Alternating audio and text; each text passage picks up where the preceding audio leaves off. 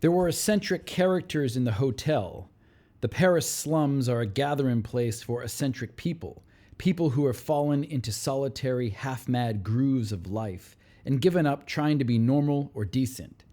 Poverty frees them from ordinary standards of behavior, just as money frees people from work. Some of the lodgers in our hotel lived lives that were curious beyond words.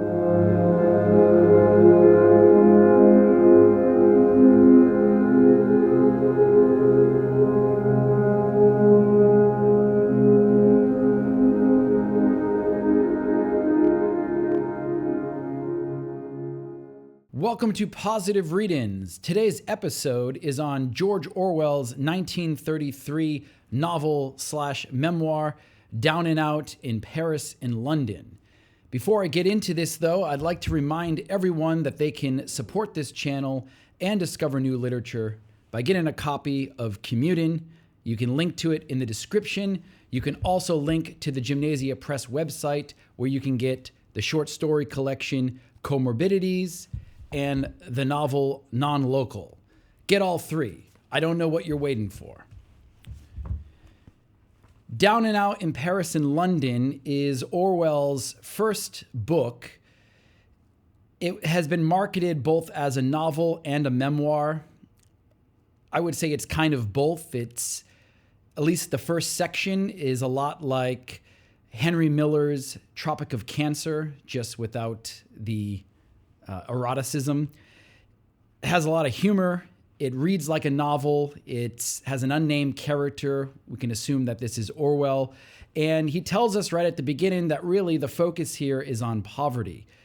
The book is structured really in two parts. The first section was the original story, the original novel or book he was trying to get published. And that's all set in Paris, and it's really just focusing on the life of the lower classes and menial work, working within kitchens. Most of these kitchens are in hotels, though we also have some restaurants. And it's Orwell working kind of hand to mouth as a plongeur, which is a dishwasher who does some prep cooking from the sounds of it. The second part was added on later after the first part could not get published. He was turned down by many publishers, even receiving a handwritten letter of rejection letter from T.S. Eliot. So not a bad way to be rejected.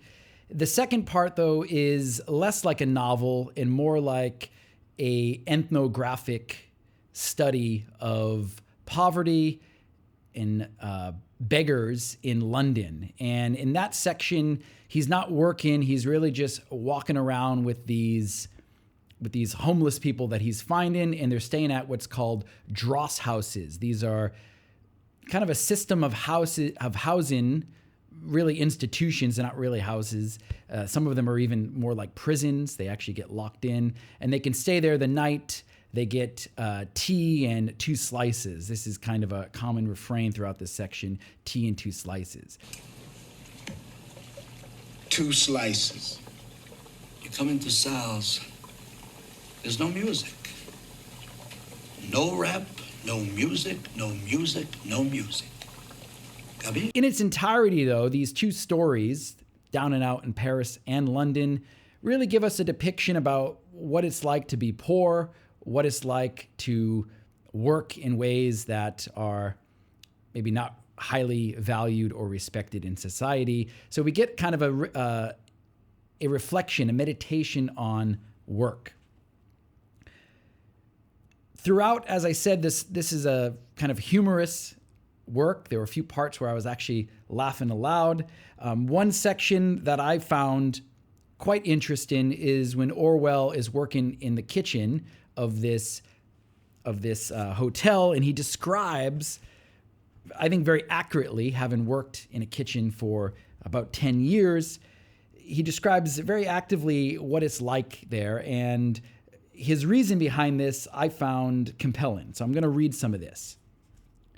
In a few days, I had grasped the main principles on which the hotel was run. The thing that would astonish anyone coming for the first time into the service quarters of a hotel would be the fearful noise and disorder during the rush hours. It is something so different from the steady work in a shop or a factory that it looks at first sight like mere bad management. So they come in, it's rush hour, it just looks like chaos. It looks like bad management, but as he explains, that's not the case because they're getting the rush. They're getting several men's orders or the work for several people. They're getting it all at once. He says, the result is that at meal times, everyone is doing two men's work, which is impossible without noise and quarreling. Indeed, the quarrels are a necessary part of the process, for the pace would never be kept up if everyone did not accuse everyone else of idling. I thought this was quite interesting because, again, I've been in these rushes. I've been in this kind of almost hazing type bullying almost atmosphere of restaurants. It can be pretty brutal, though I think there's a camaraderie in that as well that's attractive. I certainly miss it since leaving the restaurants. But he's given us, there's a purpose here. They're doing this to keep everyone going. And he explains this a bit more. I'm going to skip over some lines. He says, but we were not losing our heads and wasting time. We were just stimulating one another for the effort of packing 4 hours work into 2 hours. So they're giving each other a hard time as a way to keep each other going for this challenge. And I thought that was quite true and interesting, and it explains a lot of maybe my experience in the restaurant. And he also goes on to say the value that they put onto this, even though it's maybe objectively kind of meaningless work. What keeps a hotel going is the fact that the employees take a genuine pride in their work, beastly and silly though it is. If a man idles, the others soon find him out and conspire against him to get him sacked. Cooks, waiters, and plongeurs differ greatly in outlook, but they are all alike in being proud of their efficiency. So they bully each other into working harder, and then if you're not a hard worker, you get basically bullied, conspired against, get kicked out. So it is a tough work environment, but if you're willing to take crap and to give it, you will rise up. So in that regards, even though it's maybe not a luxurious or a fancy type of work, it is it does have a kind of a rewarding hierarchy that anyone can move up if they're willing to work hard and have a sense of humor. So I quite like this. I thought this was true to life. It was interesting to hear someone write about restaurant work. I don't come across that a lot in literature. And I should point out, this is one of the criticisms that Orwell gave to Henry Miller, because Henry Miller was an expat and really wasn't working. It's just kind of lounging around. And, he in Tropic of Cancer, there's one scene where he does work. And Orwell thought this was a deficiency in the writing, that the expat is kind of stuck to just writing about drinking and having a good time, and really we need to write about, writers should be focusing on work. And that's clearly what Orwell's doing here. The other side of this hard labor, maybe kind of meaningless labor, is the escape. And there's a nice passage here about how people try to escape through alcohol. Again, something that should ring true today as well.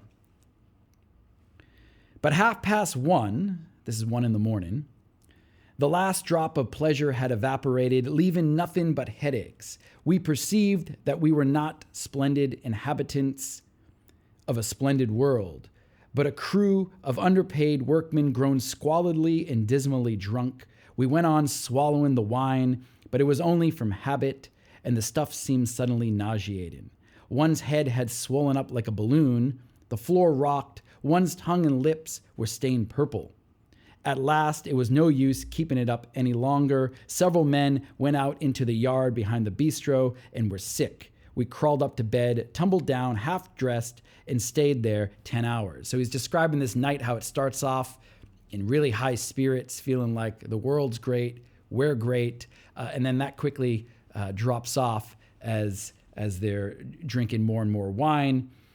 And he says, most of my Saturday nights went in this way. On the whole, the 2 hours when one was perfectly and idly happy seemed worth the subsequent headache. For many men in the quarter, unmarried and with no future to think of, the weekly drinking bout was the one thing that made life worth living. So that brief moment where, the world seems great, you're out of work, you're having a good time, you're drinking, that is worth all the headaches that come later. And I think Orwell's really implying that it seems that it's worth it, but it's not. And again, these are unmarried men with no future. And the weekly drinking bout's going to go hand in hand with that.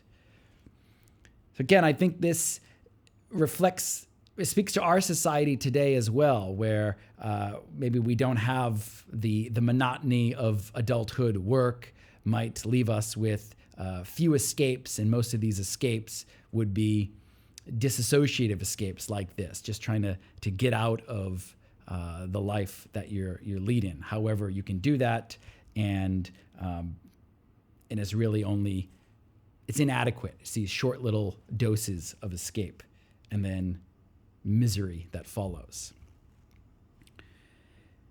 All of this is really to hold up the so-called luxury of these restaurants and hotels, which Orwell really kind of goes against and talks about how they're really just cheap imitations of luxury. And in the back, you see how dirty the restaurants actually are. There's rats in here, and it's not pleasant. But in all that is really just to bolster this facade of luxury. And again, I think we can see plenty of equivalents of that today. And think about Instagram posts and all this other social media posts of trying to project this fancy life. And behind it is a certain level of personal misery. In the next section on London, there's this, as I said, this section is less narrative driven and it has a bit more of a political angle. It's less of a novel and more of an ethnographic study with political reflections. And he talks about the nature of work, which I thought was, or the nature of begging too, and why the beggar is so low. So here he says, the question arises, why are beggars despised? For they are despised universally. I believe it is for the simple reason that they fail to earn a decent living. In practice, nobody cares whether work is useful or useless, productive or parasitic. The sole thing demanded is that it shall be profitable. And I think when he's saying this, he's not talking about the person. I'm sure the person working wants a meaningful job. And I think there are plenty of people today with these email jobs that I'm sure are not fulfilled. But from the outsider perspective, we look at people working. We don't care if their job is meaningless or parasitic. We just care, do they make money? In all the modern talk about energy, efficiency, social service, and the rest of it, what meaning is there except get money, get it legally, and get a lot of it? Money has become the grand test of virtue. And he goes on to say that if a beggar found a way to actually make a decent living from it, we would no longer despise the beggar. So really, this is a quite pessimistic view. I don't think Orwell thought working in itself was meaningless. I'm sure he thought when he's sitting down writing, this is meaningful work. But from a perspective of how society views work, saying that most people just view it as get money, that's the only important thing. And if you're not getting money, you're despised. So the getting money is a test of virtue, as he says here. And this indeed is a troubled society. And that's really what he's describing. And he's gone on to describe in all his other books. The last passage I want to look at he looks at the effect of begging being a kind of a male-driven, mainly being represented by men. This, in a lot of ways, this whole book is really about men working or just trying to get by or not working and feeling useless. And he talks about how there's very few women in these DOS houses. There are very few women begging, as would make sense because most of these men, they have nothing to offer. And for the women, they can probably find a man that can, so they can avoid the fate of poverty. It is obvious what the result of this must be. This is the result of few women within this group. Homosexuality, for instance, and occasional rape cases. And the homosexuality, he talks about a few times about when they're in these DOS houses, in these little cells with random strangers. He's even kind of propositioned. But deeper than these, there is the degradation worked in a man who knows that he is not even considered fit for marriage. The sexual impulse, not to put it any higher, is a fundamental impulse, and starvation of it can be almost as demoralizing as physical hunger. The evil of poverty is not so much that it makes a man suffer, as that it rots him physically and spiritually. And there can be no doubt that sexual starvation contributes to this rotting process. Cut off from the whole race of women, a tramp feels himself degraded to the rank of a cripple or a lunatic. No humiliation could do more damage to a man's self-respect. So not only is the man degraded because he can't make money, but since he can't make money, he's virtually out of the market for making connections with a partner, having a relationship, having love, which is a pretty brutal fate. And this, I think, reflects the fact that, yes, most men tend to marry across or down. Women can marry up. So, of course, they're not going to marry or be with a beggar who has no future prospects, can't take care of them. So this is the not only physical degradation, but also a spiritual degradation. All in all, I think this is an enjoyable book. It's interesting, it's fast-paced, but I think most importantly, it gives us a different view of Orwell than maybe we're popularly used to, which is the Orwell of kind of dystopian 1984 or Animal Farm. And I find this Orwell and in the book that he wrote right after, Burmese Days, to be a much more human, more interesting Orwell, and maybe the Orwell that should be better known. Thanks for listening.